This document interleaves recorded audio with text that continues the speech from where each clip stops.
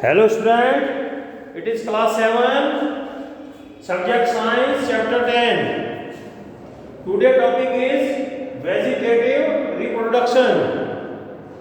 What is vegetative reproduction? It is a method to form new plants from the parts of a mother plant. कि पौधे के किसी भी भाग से नया पौधा उत्पन्न होना उगना ही वेजिटेटिव रिप्रोडक्शन है। वैसे तो प्लांट्स जो हैं सीड से ग्रो होते हैं, बीज से उत्पन्न किए जाते हैं, but sometime a new plant is formed by roots, stem और leaves without the help of seeds. कभी कभी जड़ों से, तने से या पत्तियों से भी पौधे उगाए जाते हैं। This is also known as vegetative propagation. इसे vegetative propagation भी जाना जाता है। Number 1, vegetative reproduction by stem. पौधों के तने से नया पौधा उत्पन्न करना। Potato, ginger, garlic, onion, turmeric and taro, arbi are underground stems that can produce new plants. ये अंडरग्राउंड स्टेम्स होते हैं, नीचे जमीन से नीचे पाए जाने वाले तने होते हैं। इनमें बल्ब आंख की आकृति की संरचना होती है, जहां से जब इन्हें जमीन में बोते हैं तो नया पौधा उगाता है। You have seen lily flower in your garden. आपने अपने बाग बगीचों में लिली के फूल देखे होंगे। They are also grow from underground stem. ये भी भूमिगत तने से उगते हैं। The underground stem of a potato is called a tuber. Potato का जो अंडरग्राउंड स्टेम होता है उसे ट्यूबर कहते हैं। To produce vegetatively a potato is cut into a number of pieces.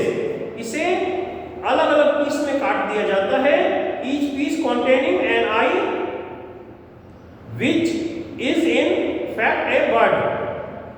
हर भाग में एक आई, एक आंख या बड होनी चाहिए, जहां से कि नया पौधा उग जाता है। The underground stem of garlic, onion and gladius is called bulb. Garlic, लहसुन और प्याज के जो स्टेम होते हैं, जो जिन्हें हम जानते हैं, उसे बल्ब कहते हैं। A bulb is very short stem which is sown because of the food stored in it. वह इसके अंदर भोजन के रूप में इकट्ठा होता है। And it is a particular season. In a particular season, branches of subaerial stem growing from the base of stem. कुछ पौधों में तने नीचे से उगने लगते हैं। We know one type of stem also sugarcane. हम एक स्टेम को और जानते हैं, गन्ना। गन्ने के स्टेम को पीसेस में कट करके और जमीन में बो दिया जाता है। Then new plant grow from it. तब इससे नया पौधा उग जाता है। Now next, vegetative reproduction by roots. जड़ों से नया पौधा उगना। Plants like sweet potato, dahlia and asparagus develop numerous large swollen fleshy roots. और शकरी और डहेलिया के पौधों में जड़ें फूली हुई होती हैं। ये जड़ों में अपने अंदर भोजन इकट्ठा करते हैं। इनमें भी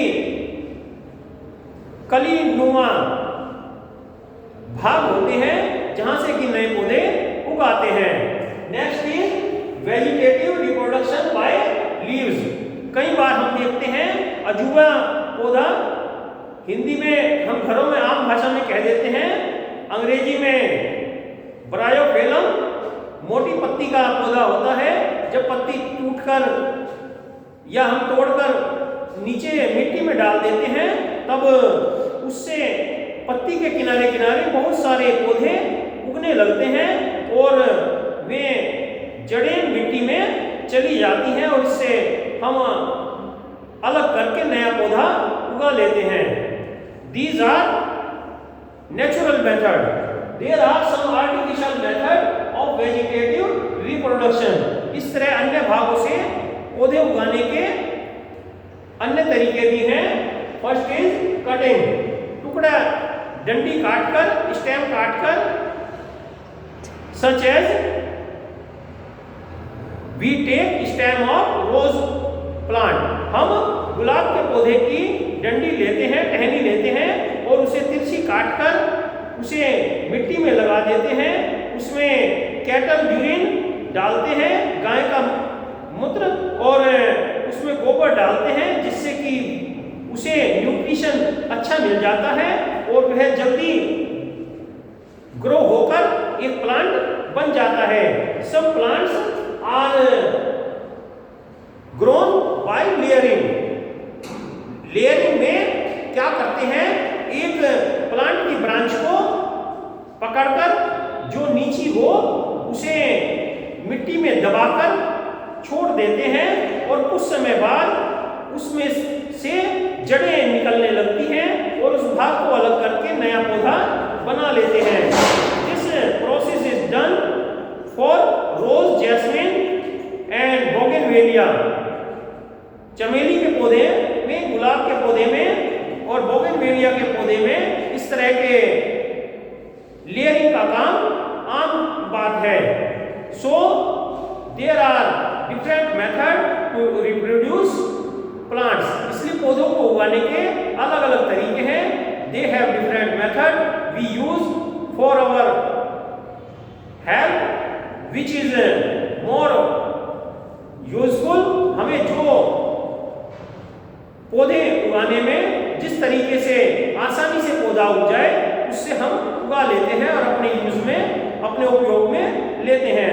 so student, read this chapter carefully and do your work regularly and come for checking in school campus. School campus में चेकिंग कराने के लिए भी आते रहिए। Have a nice day. Thank you.